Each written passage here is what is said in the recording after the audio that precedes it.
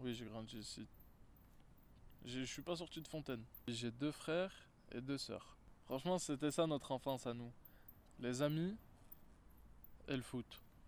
C'était prendre un ballon, sortir, faire du foot toute la journée, rentrer et le rebelote le lendemain. Sans compter l'école, bien sûr. Franchement, elle était plutôt cool mon enfance. Oui, franchement, oui, je peux le dire. Ouais, j'ai eu une enfance assez heureuse.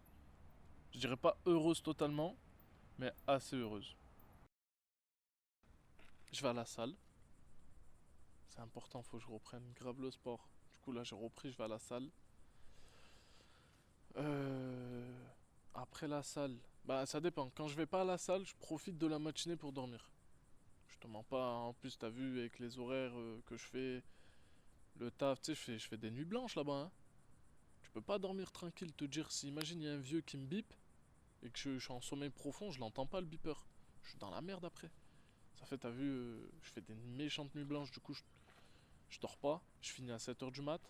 Je pars même pas à 7 heures, je pars à 8 heures parce que je reste avec la meuf du matin. Je parle un peu avec elle pendant qu'elle fume sa clope et tout. Après, je pars, j'arrive chez moi. Je dors même pas tout de suite parce que j'attends ma mère des fois pour me poser un peu avec elle, prendre le petit déj et tout. Ou je reste avec mon petit frère jusqu'à qu'il parte à l'école. Et une fois que je me mette vraiment à dormir, c'est quoi? C'est 9 h 9 h 30. Je dors, je me réveille à 13 14 heures, je me réveille, je me douche. Des fois, ça dépend. Si mon collègue, il est libre, je sors avec lui, je vais faire un tour en ville, faire deux trois achats. Ouais, c'est ça, deux trois achats, on va manger, grignoter un petit truc ou quoi. Ou s'il est pas là, ben je reste un petit peu chez moi, tu vois, je fais genre... je joue quoi, aller max 1 heure à la play, histoire de me passer un peu le temps. Et après, je sors, je vais faire un petit tour en ville. Tu sais, moi, j'ai pas tout le temps eu besoin d'être avec des gens pour sortir. Je sors tout seul, ça me suffit des fois. Je sors et tout. Et après, en fin d'après-midi, début de soirée, je vais me fumer une petite chicha tranquille. Je sais que là-bas, je connais pas mal de monde. Vu que, tu sais, ça doit faire quoi? Ça fait 2 ans que je vais là-bas tous les jours, presque. Donc, tu vois, je les connais tous à peu près. Fait que je sais que là-bas, je vais croiser des gens. Je vais là-bas, je me pose tranquille, je fume. S'il y a un match à la télé, j'en profite, je le regarde. S'il y a rien, bah, tu sais, je fume tranquille sur mon téléphone et tout. Une fois que j'ai fini de fumer et tout, des fois, je vois c'est 21 h.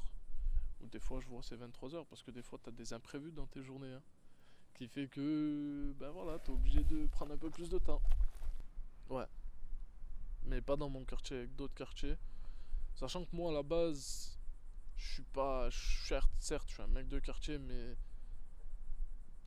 je veux justement faire en sorte de m'en sortir. Donc, je fais en sorte de ne pas trop être dans ce délire-là, de ne pas toucher aux drogues, justement aussi de ne pas rester dans le quartier tous les jours. Je sors du quartier, je vais voir d'autres gens, j'améliore mon vocabulaire, ma culture, pour justement ne pas avoir justement directement cette image de mec de quartier. Et ouais, du coup, en allant dans un autre quartier, moi en gentil, hein, en normal, j'étais allé voir une copine qui elle habitait dans un autre quartier. Je suis allé la voir et il y a un groupe de gars qui m'ont appelé et qui dès le début ont commencé à me taper l'embrouille, à commencer à me parler mal, manquer de respect et tout. Bon, au début, moi, vu que j'étais seul avec une fille et qu'ils étaient 6 gars en face, au début, je leur ai dit, bon, écoutez les gars, je suis tout seul, je repars tranquille, y a rien, machin. Prochaine fois, si vous voulez me taper l'embrouille, attendez que je sois soit tout seul, soit avec des gars. Mais pas quand il y a une fille, t'as vu? Et ils me disent, ouais, machin, ils continuent à m'insulter, ils insultent même la meuf et tout. Après, il a commencé à mettre ses mains sur moi et là, bah ouais, forcément, c'est parti un peu plus loin, hein. Il a commencé à se battre et tout. Et quand il a vu que j'avais le dessus sur lui, il m'a sorti un couteau. Et c'est là où il m'a mis un coup de couteau dans la main. Et quand il a vu que justement il m'avait eu la main, il a arrêté. Même ses collègues lui avaient dit d'arrêter. Et qu'en gros, ben, ce qui devait être un simple rendez-vous avec une fille s'est retrouvé en soirée à l'hôpital, à rentrer chez soi à 1 h du matin, voir sa famille en pleurs parce qu'elle a été au courant je ne sais comment. Et voilà, hein. Et après rater l'école aussi, à cause de ça. Euh, Puis franchement, j'ai dû aussi calmer certaines personnes parce que il y a certains gars de mon quartier qui ont voulu aller en clic là-bas pour les chercher, pour leur...